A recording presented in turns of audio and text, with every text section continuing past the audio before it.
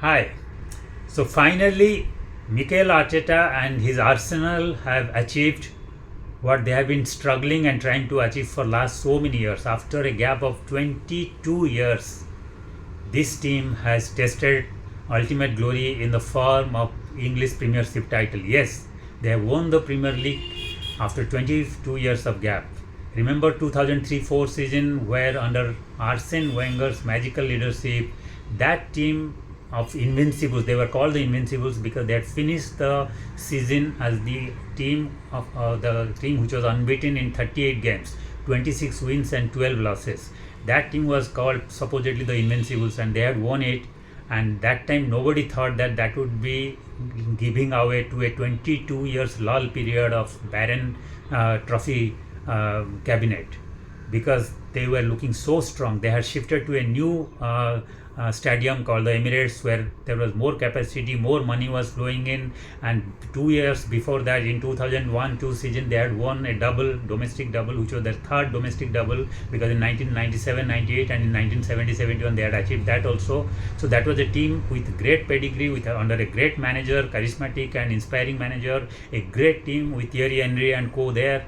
So that team didn't look like stopping after that anytime soon. But then, as we know, when you reach the pinnacle and the top, there is only one way you can go, that is go down. And that's happened with Arsenal. There were some bad decisions, bad investment, bad planning, and opponents started also picking up. Money was flowing into City. Then there was Liverpool, which was under a resurrection, and Chelsea was having huge monetary power under a Russian owner that time. So Arsenal felt the heat, and that time their failures gave rise to more failures, and there was self-confidence missing, and ultimately Arsene Wenger had to leave.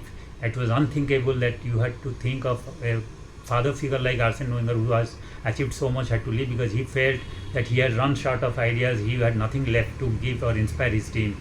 And then further mismanagement happened, because during that time in 2007 the ownership went to Kroenke, who was the inspirational owner, but he had to contend with a Russian, Uzbek billionaire co-owner who was called Alisher, and he had a conflict of interest, and he had some other ideas, and there was a lot of mismanagement, lot of protracted battle going on between Kroenke and his co-owners, and that was also affecting the team morale and the team vision and the team strategy. Finally, in 2018, after a disastrous spell with Unai Emery, who had a completely different outlook to that of the team, and that plunged the team into further abyss of failures. And then in 2018 also Kroenke got a complete ownership of the team, and he made the team private, and he had the freedom to implement his own vision. And with that he decided to do one great thing. He brought in Mikel Arteta, the Arsenal's prodigal son, who had served them for 5 years in 2011 to 2016, and who had great passion, great work ethic. The owners knew him and knew his work ethic, so they brought him as the manager.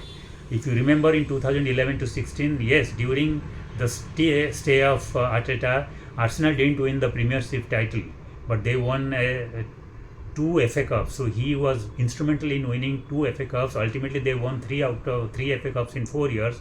But by 2016, he had retired, and he had ensured that they had won 2 FA Cups. So he had seen that the club could achieve some success, and he knew what was lacking. He knew what he was up against in the form of Manchester City and others. So in 2019, when he came from Manchester City as assistant to Pep Guardiola, he had also a great outlook about the City's way of working, the City's way of performing, and Guardiola's views, and that helped him to get some insights. And then when the owners appointed him as the manager, he started working on a team spirit and team culture which was built on performance. He didn't believe in some great superstars. He tried to get some great players, and then instilled in them a sense of team spirit, a sense of winning mentality and self-belief to achieve. Even though he has seen and faced some real frustration in the term of Arsenal taking the pole position for most of the season in the last 3 seasons before choking in the last moment, blowing it away in the last moment to finish runners up. But he never lost hope in his work ethic, in his values and his strategy. So also the owners. They never lost trust in him.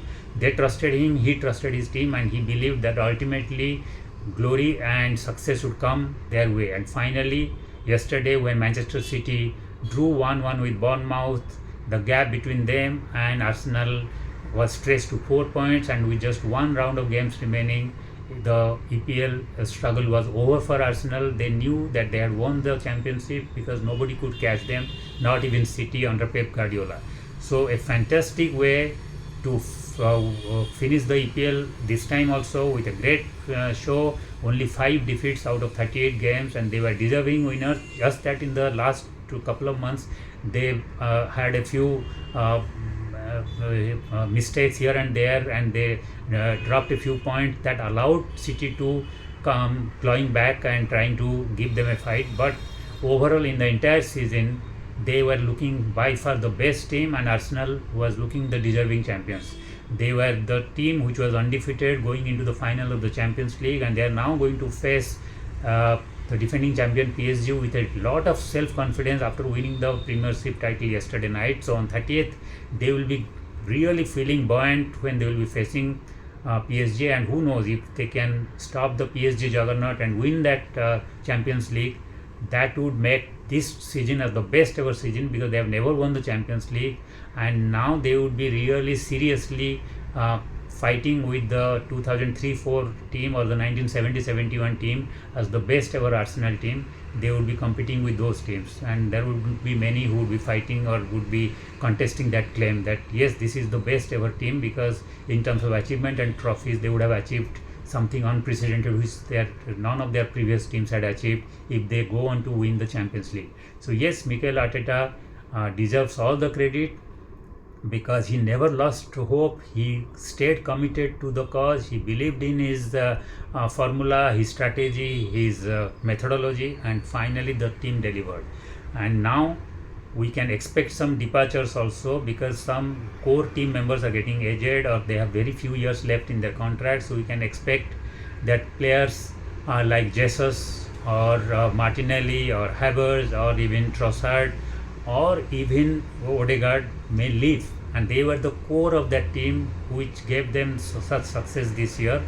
But there is inevitable that they may leave the club, and with that there would be some vacuum. But then today Arsenal has huge money in their coffers, because they have had an unbeaten season in Champions League. They have won the Premier League, and if they are going on to play the Champions League, that would also guarantee more money.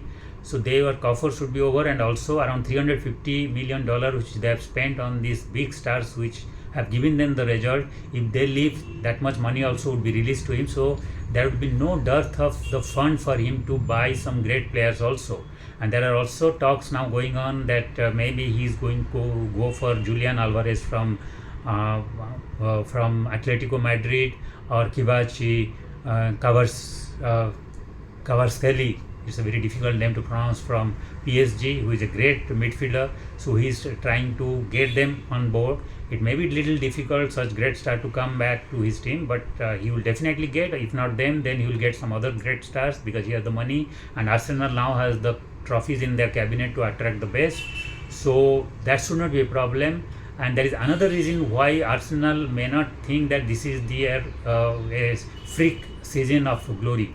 They may think this is just the starting of a long period of golden era where they will go on to add trophies. Because let's see their competition in Premier League. All their competing big teams are in transition for one reason or the other. Manchester City, there is speculation that Pep Guardiola would be leaving at the end of this season, and if that happens, Maresca, who was the ex-Chelsea coach, is going to come in. So now he could be a new coach with the old team. So there would be some time taken to adjust with the style and the methodology of the new coach. Between the team and the coach, there will be some time taken for syncing up. That may affect the City's start to the next season, and so City may not be as formidable as they have been in the last few seasons under the great Pep Guardiola. Now coming to Liverpool, they are in utter turmoil because there has been issues about their performance, their form, the players, and also the toxic culture that Mo Salah has hinted in his latest tweet. So there is some problem between the manager slot and also the players. So and they have really struggled big time in this season after winning last season the EPL title, and they are now on real threat of even losing out a Champions League slot, though it looks unlikely because they are in the fifth position and there is still a catchable distance Bournemouth has with them, but it would be difficult for Bournemouth because of the goal difference. So you would expect Liverpool to still survive and go through to the Champions League, but they are in real trouble. So expecting miracle next year is also tougher. And now coming to Chelsea, they have been having a wretched season. They have been transformed from a top tier team to a mid-rung team. They have lost their coach in January. They are really struggling now. Xavi Alonso, who is a great trophy-winning coach, is coming. But then you never expect miracles to happen under a new coach in the first few months or first season. So Chelsea also is struggling. Manchester United is the only club which is showing signs of resurrection and improvement, but they have come from such a poor depth and low that even if they have improved, they will still take some time to become a finished product who can really compete for the ultimate prize or the Premiership title or the Champions League title. So looking at all their rivals, Arsenal looks the most stable team, the most formidable team, and the team which is the strongest both on paper and on field. So Arteta would be there to guide his team. He can build his team around some core strong team players and then get some big match winners and then again continue the match winning formula that he has or the ethos he has, and the team may go on to achieve a great deal of things. Now at the end, we have to also talk along with Arteta a little about an Indian connection here. A guy called Vinay Venkatesham.